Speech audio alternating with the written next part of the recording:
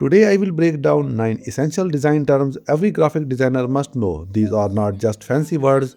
Understanding them will make you a better designer and help you communicate like a pro. Let's get started. Let's start with typography. Typography is the art of arranging text to make it visually appealing and readable. It includes fonts, typefaces, and spacing. Think about how different fonts create different emotions, like serif fonts giving a classic feel and sans serif fonts looking modern and clean. For example, you ever noticed how newspaper headlines use bold serif fonts? That's intentional to grab your attention. Number 2. Cunning, tracking, and leading. These three terms help with spacing in typography. Cunning and tracking sound similar but serve different purposes. Cunning adjusts space between individual letters to make text visually balanced. Tracking adjusts space between all letters in a word or paragraph. And the final leading controls the space between lines of text.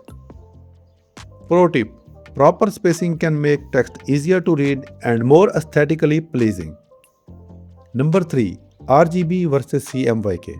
If you have ever printed something and then colors looked off, you might have confused RGB and CMYK.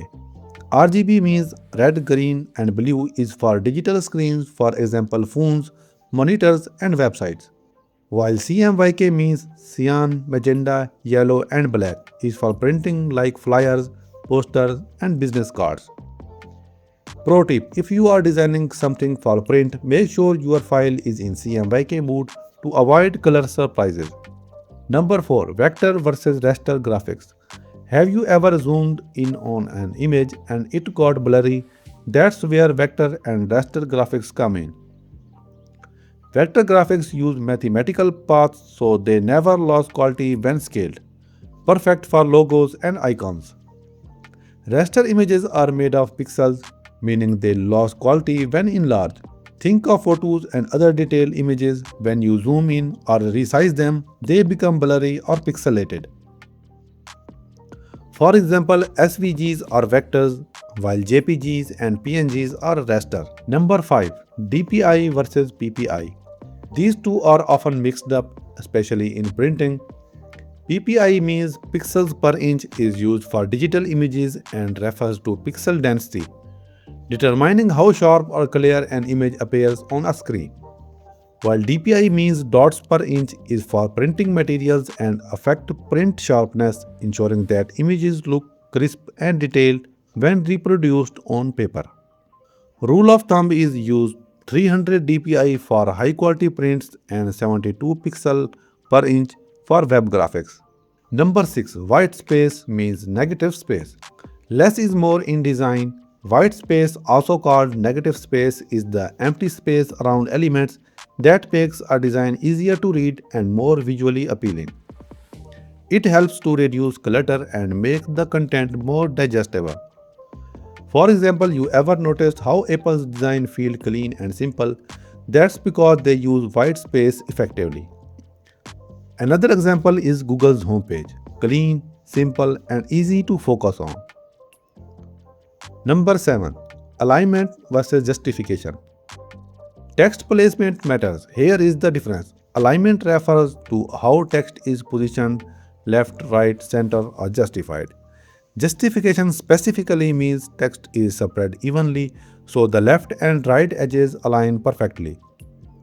The pro tip is left alignment is best for readability, while justified text works best for formal layouts like newspaper. Number 8. Color theory. Color is not just about picking your favorite shade. Color theory explains how color interact and influence emotions.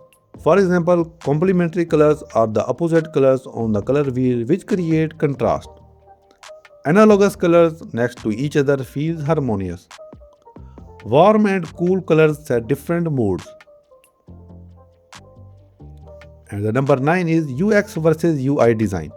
Often confused, but here is the difference. UX means user experience, focuses on how a product feels and functions, while UI means user interface, means focuses on the look and design of the product. For example, a mobile app with a smooth checkout process is a good UX, while a beautiful, easy to use layout means good UI. Bonus tip: keep it simple. The best designs are often the simplest. Overcrowding your design with too many elements can overwhelm the viewer. Follow the KISS principle, means keep it simple, stupid, for clean and effective results. And that's it. Now you know 9 key design terms that will help you communicate like a pro. Which term did you find most helpful? Let me know in the comments below. And don't forget to like, subscribe and hit the bell icon for more design tips. See you in the next video.